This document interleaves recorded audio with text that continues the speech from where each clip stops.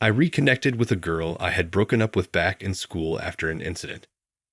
When I saw her again, she had a scar on her face. Reconnecting with her, despite that scar, changed my life in ways I never imagined. I'm Mason Moore, 28 years old, and 6 months ago, my fiancée dumped me. We were in the middle of planning our wedding when she called it off. The reason? Scandalous infidelity. But she didn't even consider it infidelity. She claimed, "My love for him is real." During our conversations, she sobbed, asking, "Do you really love me? I don't feel any love from you, Mason." I couldn't bring myself to respond. I thought I loved Camila, but when I found out about her infidelity and our engagement fell apart, I didn't cry. I didn't beg her to stay. I wasn't devastated to the point where I lost my appetite. I had decided to marry her mostly because it felt like the right time, given my age. When she broke up with me, all I said was, "I understand. Please take care of the compensation and the wedding cancellation fee." In response, Camila threw a glass of water at me and yelled, "You're the worst, trash, inhuman." But wasn't I the one who got dumped? I almost said that out loud but held back, knowing it would only make things worse. I've had other relationships, but they all ended the same way. "You don't really love me, do you? Do you even want to be in a relationship?" I've heard that a lot, and I understand now that the problem isn't with them. It's with me. I've never been able to forget my high school love. That love was Nora Anderson. She wasn't stunningly beautiful, but she had big eyes and the cutest dimples when she smiled. She was always cheerful and surrounded by friends, while I was just an ordinary high school guy, not particularly energetic, but not gloomy either. Nora and I got close during a school event where we were assigned to work together.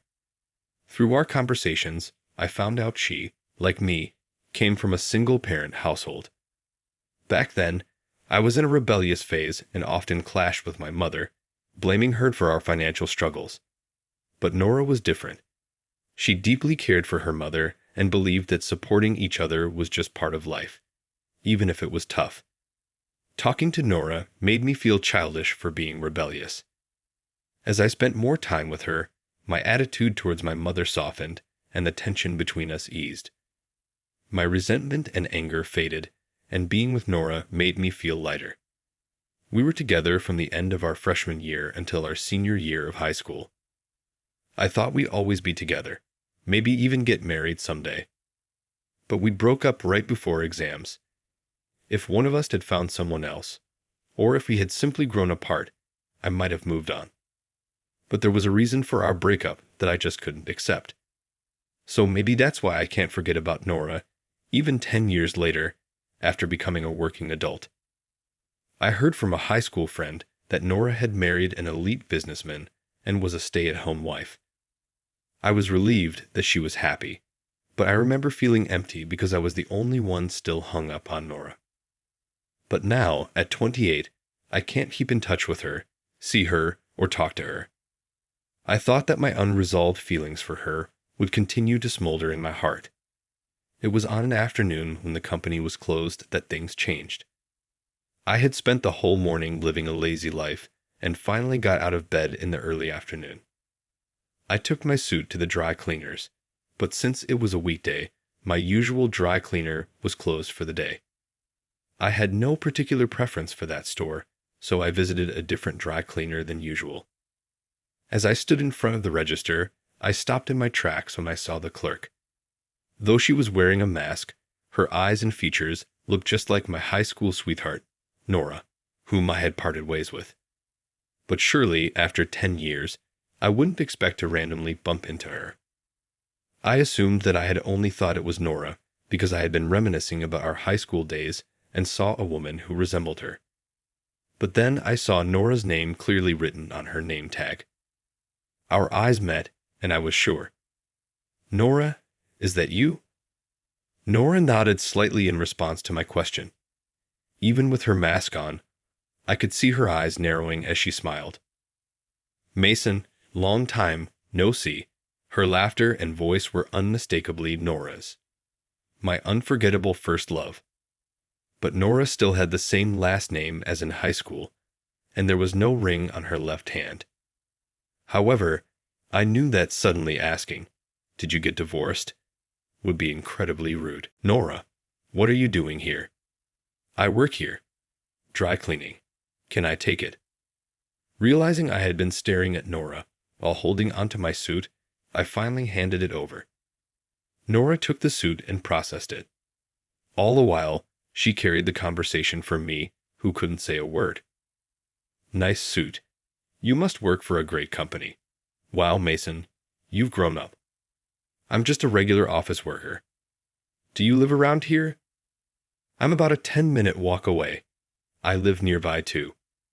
Talking to Nora for the first time in 10 years was a bit nerve-wracking. Though her appearance was that of a mature and beautiful woman, her way of speaking was as bright and lively as during our student days. That's what I had loved about her. I wanted to ask her various things, but unfortunately, another customer arrived. I was just a customer at a dry cleaning place, so I had to leave without getting in Nora's way. Noticing my downcast expression, Nora waved to me and said, "The reunion, you coming?" I wasn't planning to go, but I heard our old teacher is retiring, so I think I should go since he helped me out so much. I immediately jumped at the opportunity. I had initially planned to skip the reunion, but my close friends had insisted that I come this time, so I reluctantly agreed. "I'm going to the reunion too." At the sound of my loud voice, Nora chuckled. "Then let's talk more at that time." I nodded and quickly left the dry cleaner. I had heard that Nora hadn't attended the reunions before, and even this time, the organizer said she would be absent. I had given up on ever seeing her again, but I was overjoyed at the prospect of meeting and talking to her again.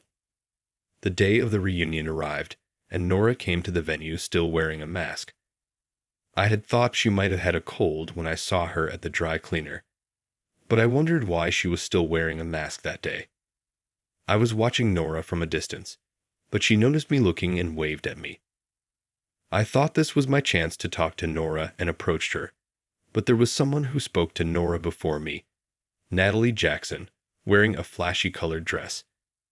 Natalie had always dyed her hair and wore short skirts, even in her student days, and that vibe hadn't changed as an adult. Grinning, Natalie spoke to Nora in an exaggeratedly loud voice. "Nora, what's with that mask? Could that rumor actually be true?" I could hear the sarcasm in her voice. Ever since her school days, Natalie had a nasty habit of speaking ill of others or belittling the popular girl, Nora, in the class. But this time, I was really curious about the rumor Natalie was talking about. The classmates around us were whispering too. Looking at the crowd, Natalie said with satisfaction, "Did you all hear? Nora, she divorced her elite businessman husband. Here she was, enjoying the rich life with her wealthy husband, and now she's been dumped, right?" I was enraged by her spiteful tone. This was not something to talk about in front of everyone. I approached Natalie and spoke up. "Hey, stop it. Don't talk about someone's personal life in front of so many people." Natalie glared at me, seemingly annoyed that I had defended Nora. "What's the big deal? It's the truth. My boyfriend works at the same company as Nora's ex-husband. It seems to be the talk of the office. Apparently, Nora's ex-husband is lamenting. He feels like he paid for defective goods by having such a disappointing wife. If that was true, then her ex-husband was a real jerk too. No matter the reason for the divorce, spreading it around the company and among acquaintances is just wrong. Divorced and broke, living in poverty. What's with that mask? Can't afford makeup." Saying this, Natalie fiercely removed Nora's mask. "Stop it." Nora tried to turn away, but it was too late. Natalie had taken off her mask. But the next moment, silence enveloped the room. Even Natalie, the person who had taken off the mask, was at a loss for words. Looking beneath Nora's mask, there was a large scar running from Nora's cheek to her ear, a thin and long elongated scar like a cut. Whether it was due to time or makeup, The scar had blended in with her skin color, but it couldn't be completely hidden. "What's with that scar? It's disgusting," Natalie murmured. The people around didn't openly raise their voices, but they were clearly disturbed. I couldn't bear it, so I grabbed Nora's hand and took her to the balcony. When we reached the empty balcony, Nora looked at me and said, "Thank you. Honestly, it was uncomfortable being in that room, but I guess everyone would be shocked to see such a scar." Nora said this as she put her mask back on. It didn't suit Nora to say such a thing in a self-deprecating way, and it made me a little sad. "Can I ask about that scar? You don't have to tell me if you don't want to." Nora then told me about her married life. The man she married became abusive after they were wed. It was a daily occurrence for him to say things that would put Nora down, and it seems that she was constantly being told things that would negate her character. But Nora endured it for years, having only a high school education and being a full-time housewife. She was worried about her financial independence. During this time, her mother's illness worsened, and she collapsed. Though her mother was dependent on her boyfriend and seemed helpless when Nora was in high school, Nora's mother had turned her life around after becoming ill. She had worked hard, and together they supported each other. But even after being hospitalized, her condition didn't improve, and she passed away. "I'm sorry for all the trouble until now, but I want you to be happy." Those were Nora's mother's last words. Hearing them, Nora decided to divorce, for her mother's wish for her happiness gave her the push she needed. The scar was inflicted by her husband when she brought up the divorce. Thinking about all of Nora's hardships made me incredibly sad. But seeing me like that, Nora lightly tapped my back. "Don't look so down. I'm happy to be free now that I'm divorced, just like Mom wanted. I'm looking for happiness. I don't have the courage yet, but I have a goal to someday take off this mask and walk proudly." Seeing that intense look in Nora's eyes, I remembered the time we parted ways in high school. Nora's mom was the type who depended on her boyfriend. Nora always came second to her, and she often ended up giving her money to men. But Nora managed her mother's earnings and even worked part-time jobs, trying hard to save up for college application fees. However, just before the exam, she found out that her mother had spent the money meant for the exams. At about the same time, her mother's illness was discovered, and Nora's mom was dumped by the boyfriend she had been financially supporting. Despite having such a terrible mother, Nora said she would give up on her exams and work to support her mother.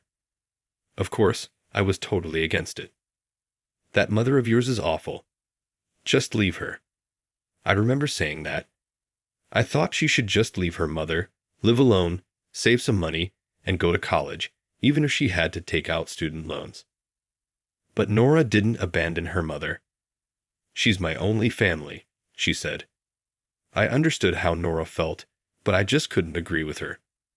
Looking back, I realized how childish I was. I was so dazzled by Nora's efforts to support her family and felt so inferior because I couldn't do anything that Nora and I grew apart, and we eventually broke up. As my high school memories faded, the 28-year-old Nora in front of me took off her mask. A scar was revealed under the mask. Under the mask, it's quite something, isn't it? I looked back into Nora's eyes firmly. "Yeah, but this here is even more amazing," I said, pointing to Nora's heart. "You're still as strong as you were in school, if not stronger. You've supported your family, found the courage to escape from violence, and you're still looking forward, even though you've been hurt." Nora smiled, looking a little shy at my words. "Thank you, but you're the same, aren't you, Mason?" I didn't understand what Nora meant, so I waited for her next words. "You were kind even back in school, Mason.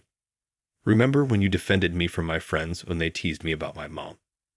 And just now, you were the only one to take me away when people were talking about my scar. You have always been kind, Mason." It was the first time I realized that there was kindness in me. I had thought of myself as an indecisive guy who was neither serious about work nor love.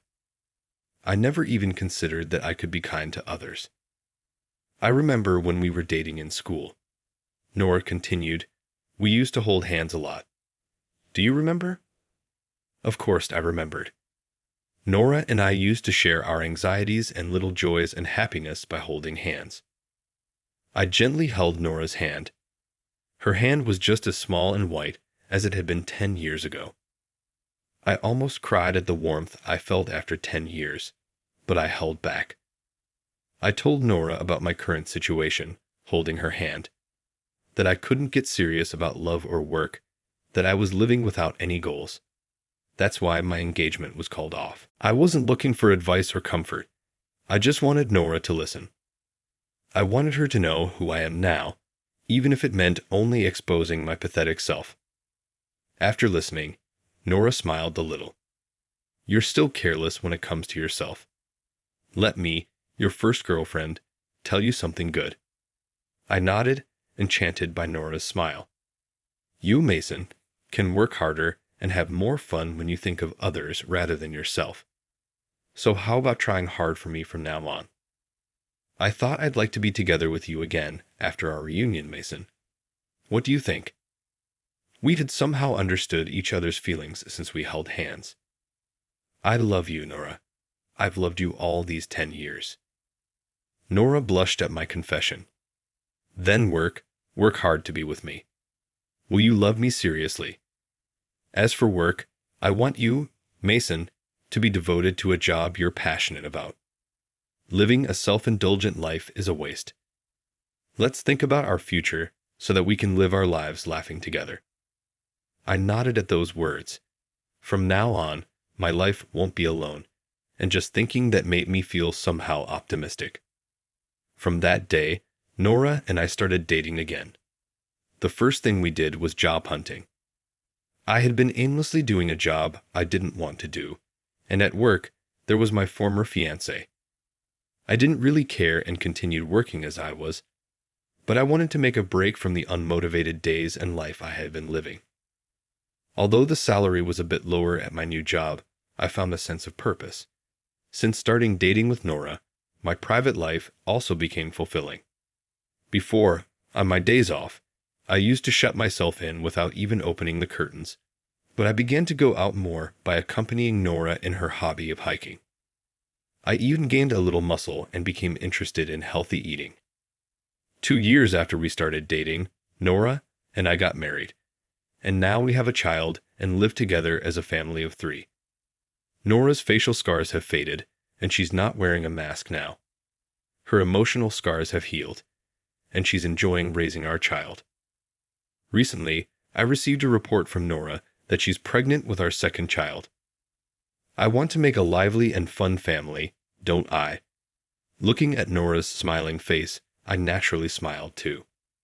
She keeps bringing me happiness one after another, but I don't just want to be happy. I want to be someone who can make her happy too. Before I reunited with Nora, I couldn't imagine such happy days. Our reunion changed my life.